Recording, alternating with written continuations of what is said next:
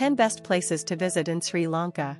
Sri Lanka may be a small island in the Indian Ocean, but that's the only thing small about it. The country, formerly known as Ceylon, boasts an ancient civilization, golden sandy beaches with their swaying coconut palms, mountains, and tea plantations. While visiting the island, you'll see colonial architecture from the days when the Portuguese, Dutch and English ruled. You'll also see lots of elephants, some of which participate in local festivals and, if you're lucky, perhaps a leopard or two at a wildlife sanctuary. Here's a look at the best places to visit in Sri Lanka. Number 1. Hikkaduwa. The small, seaside city of Hikkaduwa is north of Galle, along the southwest coast of Sri Lanka, well trodden by tourists who are looking for a slice of sand and a chilled-out time. The town is packed full of cheap ghost houses, tourist shops, and many cafes and restaurants. It may have lost a little of its beauty since the tourists started arriving here in the 1970s, but if you want to spend a few days near the sea, this might be the spot for you. Number 2. Yala. Located in a beautiful setting with forest-covered hills, sweeping valleys, and picturesque tea plantations, Yala is a lovely place to spend time.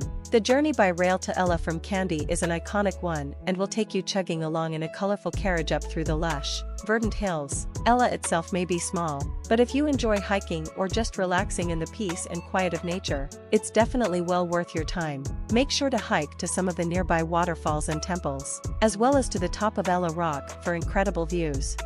Number 3. Anuradhapura. Anuradhapura is an ancient sacred city that was established around a cutting from Buddha's fig tree. Dating back to the 3rd century BC, Anuradhapura was established by the founder of an order of Buddhist nuns. This magnificent city of palaces, temples and monuments flourished for 1,300 years, but was abandoned after it was invaded in the late 10th century. Much like Peru's Machu Picchu, locals were aware of it but not many others until it was discovered by Europeans many centuries later. These fantastic ruins have since been excavated and are accessible for the public to enjoy.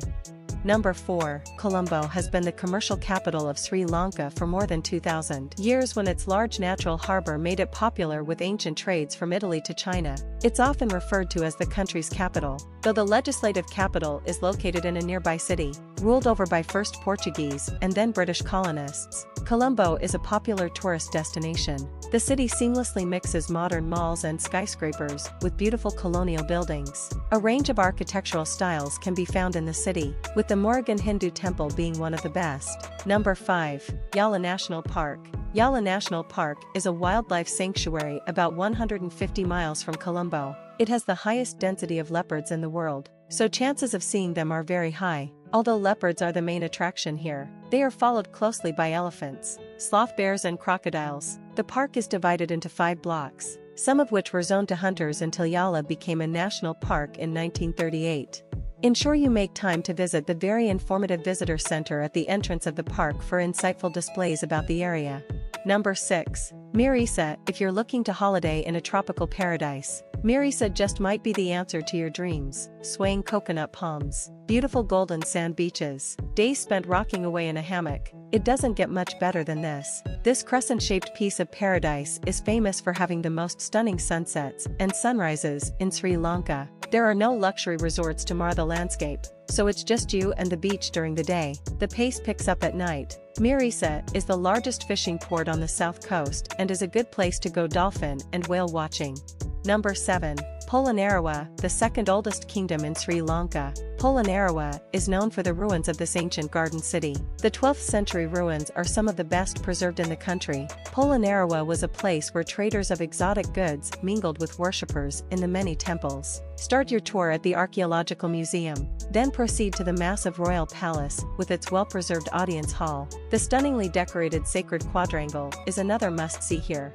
Number 8. Kandy. Kandy, the second largest city in Sri Lanka, is the gateway to the Central Highlands and its tropical plantations that grow both tea and rubber. If you're driving from Colombo, you'll pass by rubber plantations on a road that is considered one of the country's most scenic. The last capital of the ancient kingdoms, Kandy is home to the Temple of the Tooth Relic, one of the most sacred Buddhist temples in the world. A major, colorful festival involves taking the tooth relic around the city. Movie buffs may be interested to know Kandy was a chief location in Indiana Jones and the Temple of Doom. Number 9. Galle. Galle's most famous attraction is its 17th century fort built by Dutch colonists. sitting on a promontory overlooking the Indian Ocean. The fort is known for its architectural style. Galle is considered a prime example of a fortified city. The fortress is not just another pretty place. However, today it houses courts and businesses. Galle is becoming known as an arts colony and its expat community. Other top sites include a natural harbor, Sri Lanka's oldest lighthouse, a maritime museum, a key Shiva temple, and the Jesuit-built St. Mary's Cathedral.